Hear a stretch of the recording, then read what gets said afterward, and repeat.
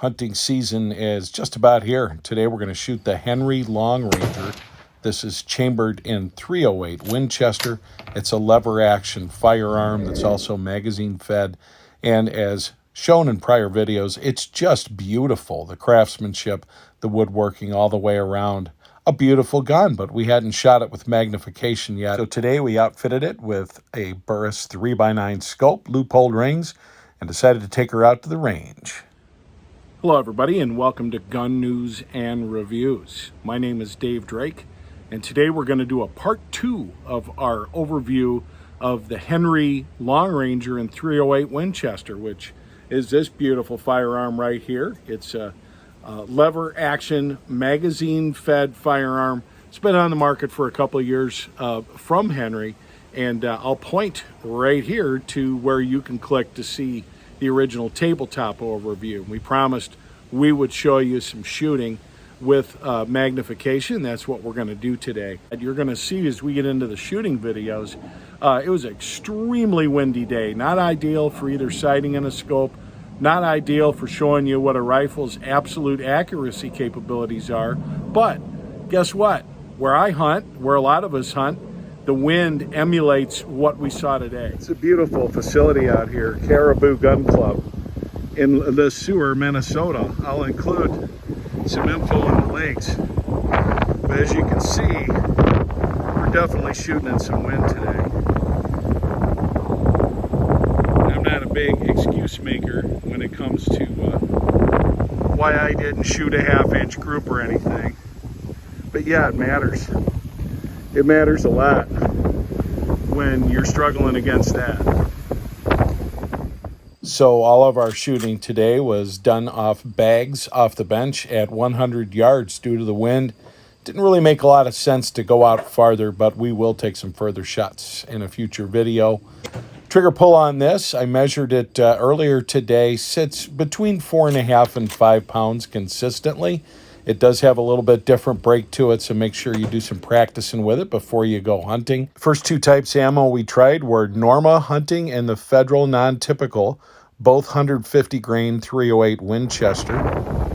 So what you're going to see is two different groups. This top one, which is about an 1.5-inch group that we shot using 1 3/4 inch maybe, that we shot using that Federal. And then below, after making a click adjustment just down an inch, switching back to the Norma, this is our group. So I like what I'm doing from a windage standpoint, but my elevation is a little bit inconsistent. And when you're shooting into gusty headwinds, that's where you're going to notice the difference is the elevation.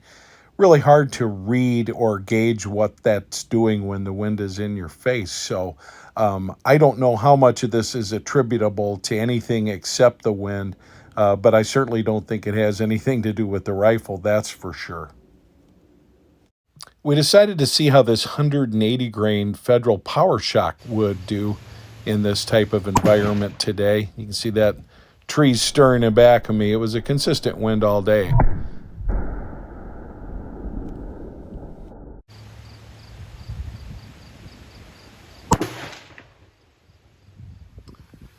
So here's a group with that 180 grain offering, and I have to say I like the elevation on this. I think I was gonna have an inch group before I know I jerked that last one, so that's on the shooter. So I would really have to say that this is a rifle that you find the right ammo for it and you shoot under the right circumstances. It's going to be about a 1 MOA shooter, which is about what I want for a hunting rifle, something in that neighborhood. Now, I've got hunting rifles that'll do a lot better than that, but is it needed? This group right here, if you double it, which is what 200 yards would be, it's still taking your deer down. And that's about as far as I'm probably going to hunt with this gun, maybe 250. So we're going to definitely do some follow-up. We're going to find some different .308 that this gun may or may not like more than what we've shot through it. So as much as I'd like to show you ideal conditions and the absolute accuracy that this Henry is capable of, instead I'm going to show you what you might see in the field. The wind was coming at us not straight on, but it was a headwind coming in at an angle of about like that from center on. So definitely challenging in terms of your elevation typically with those types of shots.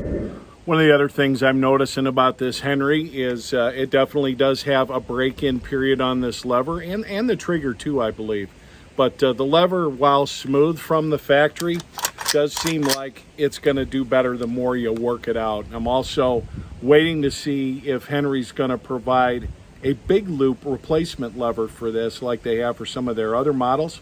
If I find out that they are going to do that, I'll let you know.